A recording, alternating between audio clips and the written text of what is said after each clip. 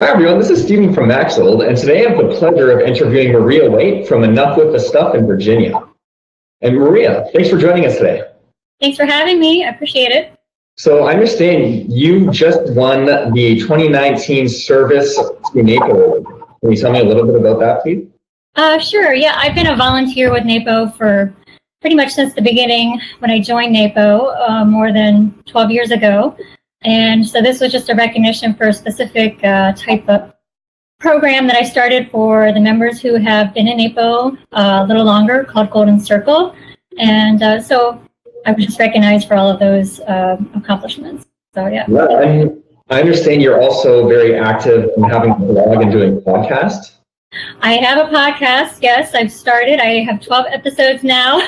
Wow, awesome. Still a baby podcast, but it's been a lot of fun figuring it all out. It's called Organize Your Stuff, and I'm on all the platforms, and I talk about just really simple ways to organize, to try to break it down and make it less overwhelming and complicated for people who feel like they will never be able to organize.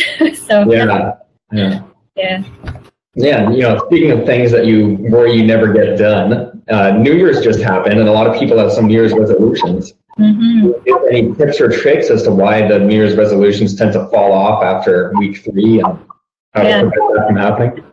Yes, that is true. The new year brings on all kinds of goals. They tend to be really broad with no measurable statistics. What are they going to look at? They don't have any path or plan to achieve the goals. And they just kind of throw out a big broad category, and after, like you said, 3 weeks or so, it starts to fall apart. So, if people can, instead of saying, which the favorite every year is to lose weight, right? That tends to be what everybody, or to do an exercise program. Well, I'm going to start an exercise program and for this year. Well, that's a really big goal with no specific plan of action. So that's the problem. Right. So if I were to use myself as an example, so I've been a competitive swimmer for a long time, and I just graduated university, so now I kind of have to train on my own. But my goal would be this year to stay in shape without having the whole swim team to rely on. Great. Instead of just saying stay in shape, I should set like an exercise plan. Exactly. So you may have heard of SMART goals, and that's an acronym. So SMART goals, the SMART stands for, you want to make sure it is specific of what you're trying to accomplish, right? The M is for measurable, the A is for achievable, and the R is for, is it relevant for you? Like, are you feeling pressure by the outside forces to do this goal? Or is it something you really intrinsically want to accomplish? And then as well as time bound. So is there some sort of time limit that you will use to assess whether you're achieving the goal? So the SMART goals, in your situation, you could set up a plan of what type of swimming you're going to work on. Is it a stroke, or is it just going to be you want to go every day or 5 days? So let's say I choose, I want to improve my breaststroke, or actually maintain. I should say maintain, because I'm not going to be getting better than I did when I swam full time. Right. But so I can set like a personal time goal that I want to achieve, and then so the timeline I'd want to say by April. Yes. I want to go do 100 meters of breaststroke in X amount of time. Okay. But in order to get there, you need a plan. Right. So to say that yes, by April you're going to have a certain time, that doesn't really give you the plan of action. It's just a big lofty goal that's out there, and I don't know, what are you going to do to get there? So set up a specific plan in terms of, I will go to the pool 5 days or every morning, whatever it is you feel like you could do, but it has to be achievable. That's the A part. Is it realistic for you to go every single morning before work or every single day after work to hit the pool for an hour, whatever it is that you need? And so you need to set up that plan. Okay, so what is your time that you're going to spend working on it over this next few months to accomplish the goal? Gotcha. And then should I go even more specific than that and like think of a workout plan? Absolutely, you can. You can be really specific. You can say, Mondays I'm going to work on, I don't even know all the strokes, but the breaststroke, and Tuesdays I'll work on the backstroke, just to work on your, not necessarily speed, but to keep up with your, I don't even know what the word is I'm trying to find, but fitness.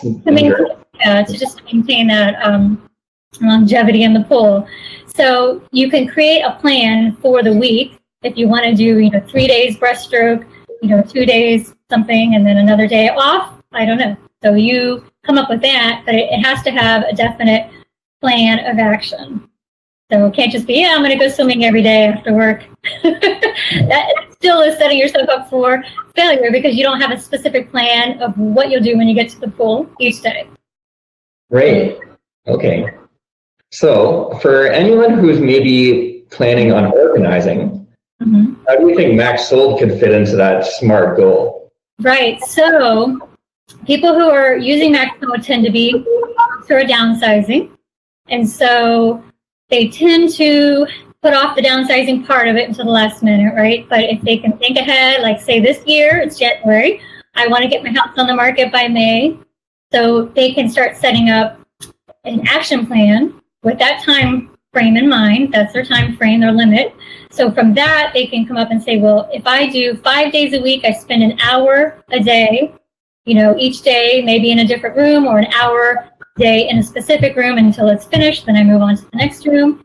So that's a plan of action with a specific time that they're going to work on it, as well as a specific deadline time.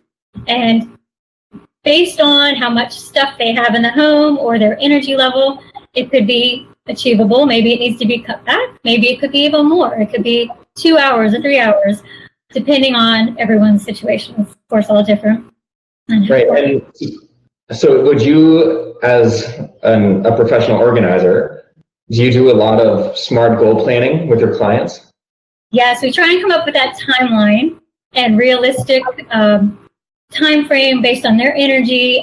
Sometimes I have to do all of the work with the clients depending on their health, their age. Right. So set that up ahead of time based on what their end goal is for getting the home on the market. And then we sort of plan it backwards. And if they, have the strength and stamina to do that, I get them started. I give them sort of a small, goal before I come back to work on themselves. And sometimes they get it, sometimes they don't, which is okay. It's all just part of the process, right? So so the SMART goals really do help keep people with the vision in mind, but also that time frame, the action steps required to actually work on achieving the goal. So, yeah. And do you find max sold can fit its way into the end of that goal? Max sold, fantastic. I've used them so many times. I am always the first person with NAPO, my NAPO colleagues, which is our National Association of Productivity and Organizing Professionals. When they're asking what to do when a client's in that situation, I'm always like, max sold. So I toot your guys' horn all the time, and I talk to many, many organizers, just explaining to them how it works, what the process has been, what my experience has been with my clients. So absolutely, it's a great, great resource. There really is nothing out there that is the resource that you guys provide. There are estate plan, there are not planners, but estate sellers out there, and they do the estate sales in the home, which I like to just say is a glorified yard sale, and it's a lot of man hours, super expensive to run. And this is the perfect, alternative to the estate sales. So it's really great. It's sort of a no-brainer. Once I explain this to the clients, how you guys operate, they usually are so excited to get started. So yeah. Great. Well, Maria, thank you so much for your time. If one of our viewers wants to find out more about your company, Enough with the Stuff, or your blog, or your podcast, where should we be looking?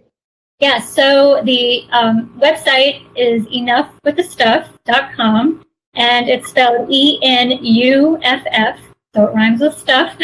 So it's a little tricky. Enough with the Stuff, and there's links on there to my podcast as well, and favorite things for people to use for organizing and all that good stuff. And I have a great actual item on my favorite things page for goals to help people track their goals and keep motivated.